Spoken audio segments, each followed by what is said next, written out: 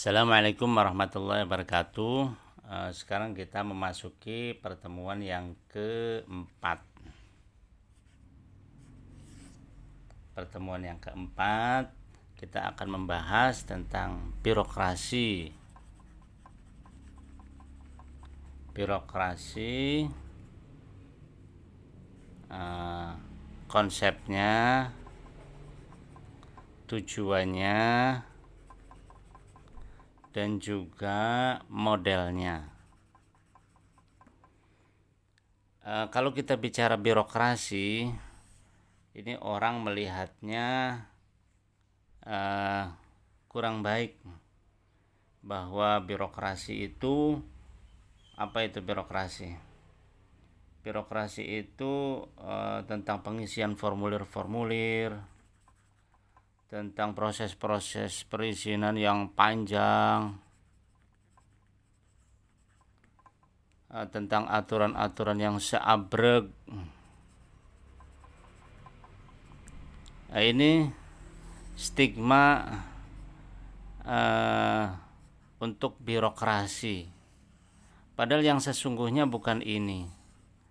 Tujuan dari birokrasi itu sebenarnya baik. Birokrasi itu modern. Biar manajemen itu baik, bagaimana caranya? Ya dengan birokrasi. Manajemen itu tidak sendirian. Orang bilang manajemen tukang bakso. Apa itu manajemen tukang bakso? Semuanya sendiri. Dia belanja sendiri. Tukang bakso itu kan belanja sendiri. Lantas apalagi? Dia mengolah sendiri.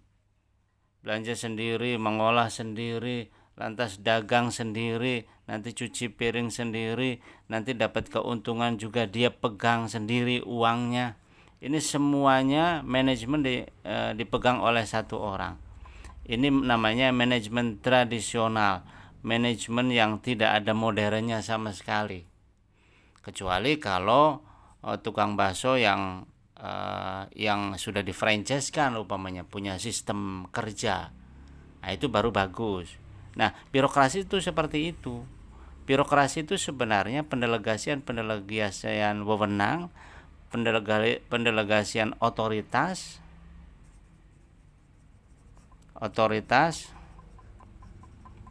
kepada orang lain, sehingga manajemen itu jadi berjalan, sehingga manajemen itu jadi lebih efektif dan lebih efisien itu. Nah, sekarang kalau kita bicara ciri-cirinya bagaimana? Ciri-ciri struktur birokrasi. Di antaranya ciri-ciri struktur birokrasi itu menurut Max Weber, itu yang pertama kegiatan reguler. Ya, kegiatan reguler yang dibutuhkan untuk mencapai tujuan organisasi. Jadi tujuan organisasi kan tentu beda manajemen tukang bakso dengan manajemen negara. Kenapa? Manajemen negara itu sepertinya tidak ada lagi organisasi yang lebih besar dari negara dalam sebuah negara, gitu. Karena birokrasi ini punya tugas untuk melayani rakyat, atau seorang presiden itu punya tugas untuk melayani rakyat, maka dia harus didelegasikan ke yang lain, didelegasikan ke menteri-menterinya. Nanti menteri punya sekjen, sekjen punya dirjen, dirjen punya direktur-direktur, dan seterusnya. Itu di tingkat pusat. Nanti di tingkat wilayah, di 34 provinsi juga ada turunannya. Terus di 514 kabupaten kota se-Indonesia juga ada kantornya, dan seterusnya sampai ke tingkat kecamatan, tingkat kelurahan, sehingga bisa memfasilitasi seluruh rakyat Indonesia. Itu maksudnya birokrasi. Jadi birokrasi itu baik. Birokrasi itu justru manajemen modern, gitu. Yang selanjutnya, pengorganisasian, prinsip hierarkis. Jadi ini melayani secara reguler tiap hari disiapkan. Nah, terus hierarkis, ada provinsi, ada kabupaten kota, ada kecamatan. Nah, ini ada terusannya. Lalu selanjutnya bagaimana? Selanjutnya pelaksanaan tugas diatur. Nah, yang ketiganya ini ada aturan-aturannya, ada undang-undang. Habis undang-undang baru keputusan presiden, terus baru keputusan menteri atau peraturan menteri dan seterusnya. Kalau di daerah ya perda provinsi maupun perda kabupaten kota ada. Nah, itu juga bagian dari birokrasi. Lantas apalagi selain itu? Selain itu juga ada bahwa birokrasi itu tidak bersifat pribadi, akan tetapi bersifat umum, bukan pribadi. Tidak ada hubungannya dengan suka tidak suka, like and dislike, suka tidak suka, nggak ada. Pokoknya semua harus ngikutin aturan yang ada. Itu birokrasi. Itu kan bagus namanya, itu kan sistem bagus. Lantas yang kelimanya apalagi? Yang kelimanya kualifikasi teknis. Kualifikasi teknis itu artinya birokrat itu menggunakan kualifikasi teknis. Jadi ada birokrasi senior, junior, terus juga ada eselon, ada golongan. Nah, ini ada jenjang karirnya. Jangan sampai karirnya belum bagus dia loncat menjadi atasan. Enggak, semua ada jenjang karirnya. Semua ada tahapannya, harus dilalui. Nah, itu bagusnya birokrasi. Jadi birokrasi itu sangat baik, sangat bagus, sangat membantu untuk bisa melayani masyarakat sebanyak-banyaknya, untuk melayani masyarakat seluas-luasnya. Lantas apalagi pengalaman apalagi untuk efisiensi yang lebih tinggi, efisiensi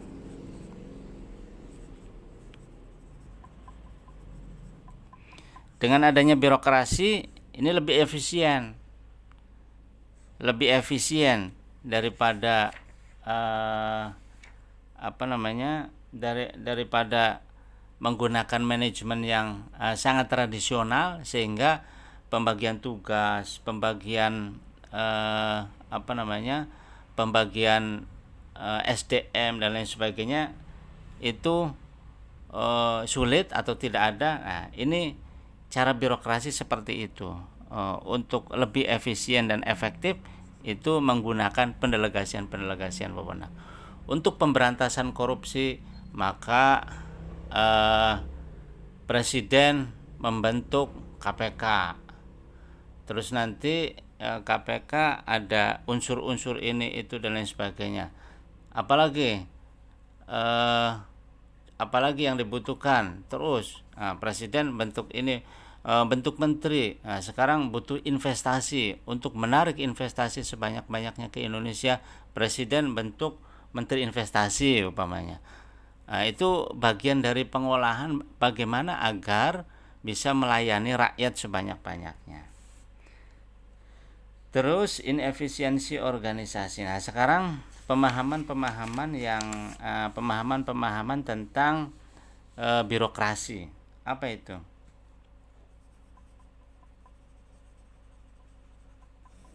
Ini yang pertama diantaranya birokrasi, inefisiensi organisasi. Inefisiensi organisasi. Nah, persepsinya orang seperti itu. Karena birokrasi itu banyak aturan. Terus apalagi? Tidak efisien. Persepsinya begitu. Padahal justru sebaliknya, itu memudahkan. Kalau tidak dibentuk aturan-aturan, maka nanti like and dislike. Nanti umpamanya ada persoalan pribadi, nanti dihubungkan dengan pelayanan masyarakat dan lain sebagainya. Lantas selanjutnya ada kekuasaan atau pemerintah yang dijalankan pejabat. Kekuasaan atau pemerintah yang dijalankan pejabat. Sebenarnya birokrasi itu apa sih? Apakah birokrasi itu punya kekuasaan? Ya. Birokrasi itu meneruskan pendelegasian wewenang, pendelegasian otoritas. Apakah dia itu pemerintah? Ya, pejabat pemerintah yang punya kewenangan untuk melakukan itu yang sah. Dia bisa melakukan kewenangan sesuai dengan aturan yang ada. Nah, sehingga lebih mudah dalam menjalankan pelayanan terhadap masyarakat. Lantas yang ketiganya apa? Administrasi dalam organisasi negara. Administrasi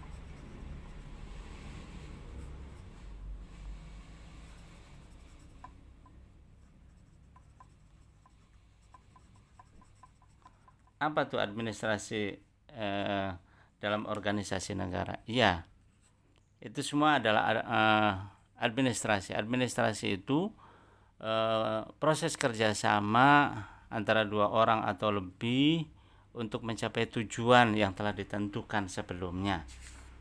Begitu pula adanya administrasi dalam sebuah negara. Tentu saja semua itu adalah tugas-tugas untuk melaksanakan sebuah administrasi.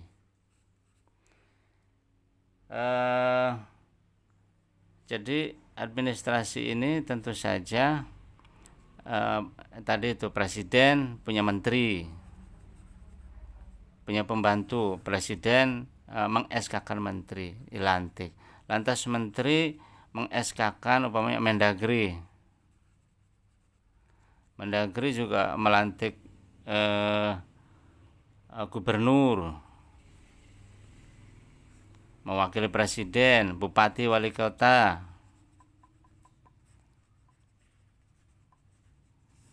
Nah, ini pendelegasian wewenang seperti itu. Itu banyak para ahli yang mengatakan itu, diantaranya Herbert Simpson, terus James Coleman, Gabriel Almond, Talcott Persson, dan seterusnya, masih banyak lagi. Nah, lantas yang selanjutnya, yang keempatnya, masyarakat modern.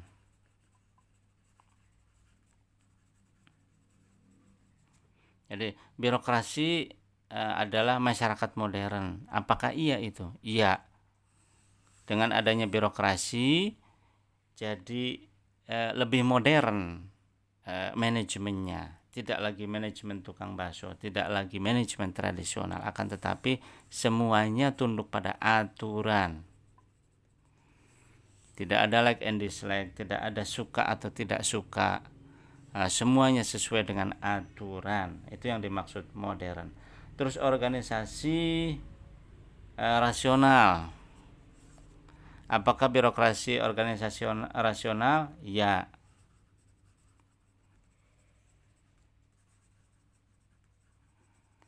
Organisasi yang rasional.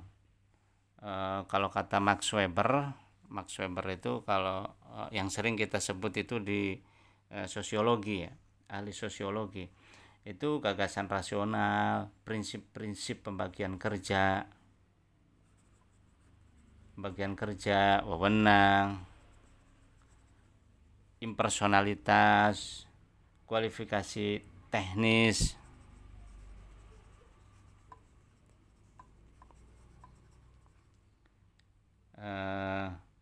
efisiensi, dan seterusnya. Lantas yang selanjutnya mengenai birokrasi, ini wibawa birokrasi. wibawa birokrasi.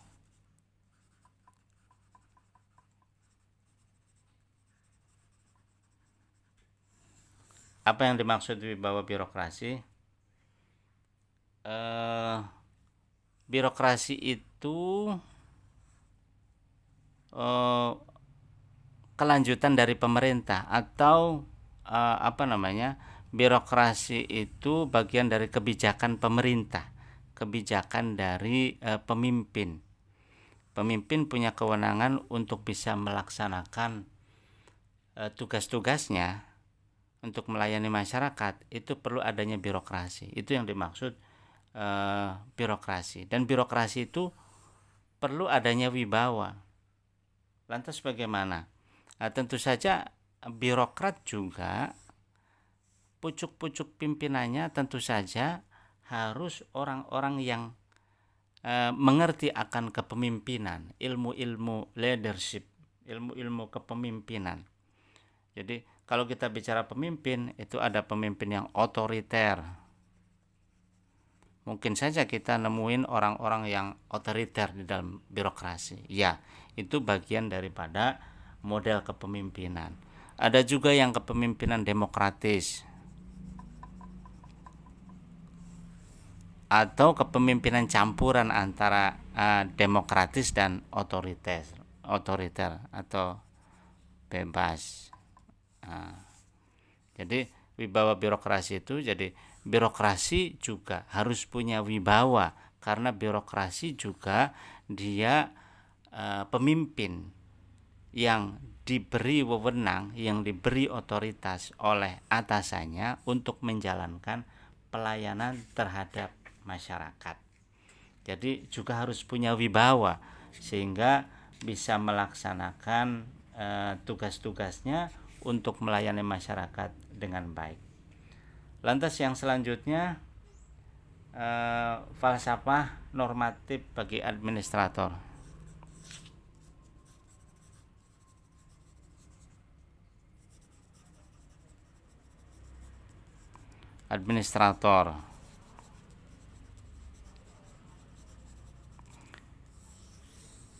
Siapa sih administrator di sini yang dimaksud? Administrator itu juga birokrasi. Birokrasi itu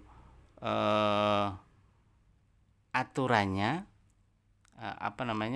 birokrasi itu ya aturannya sekelompok orang dan seperangkat aturan untuk menjalankan otoritas dan menjalankan kewenangan, itu namanya birokrasi.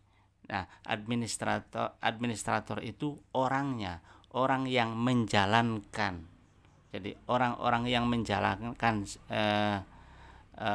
menjalankan tugas-tugas administrasi itu namanya administrator. Nah, falsafah normatifnya bagaimana? Falsafah normatifnya tentu saja birokrat harus mendahulukan kepentingan umum dibandingkan kepentingan pribadi atau golongan. Kenapa?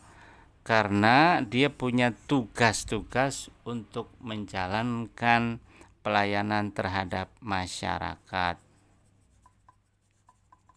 sehingga dia tidak harus tunduk pada aturan, bukan tunduk pada keinginan sendiri. Kalau keinginan sendiri kan pengennya urusan pribadi didahulukan, urusan golongan didahulukan. Ini justru tidak boleh.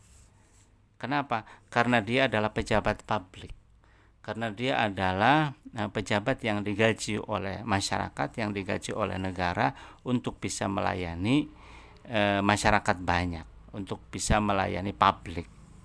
Untuk itu dia harus bisa mendahulukan urusan-urusan publik, urusan-urusan umum, melayani masyarakat, dan mengenyampingkan urusan pribadi maupun golongan. Itu yang perlu saya sampaikan pada kesempatan pertemuan keempat ini. Terima kasih, kurang dan lebihnya mohon maaf. Wassalamualaikum warahmatullahi wabarakatuh.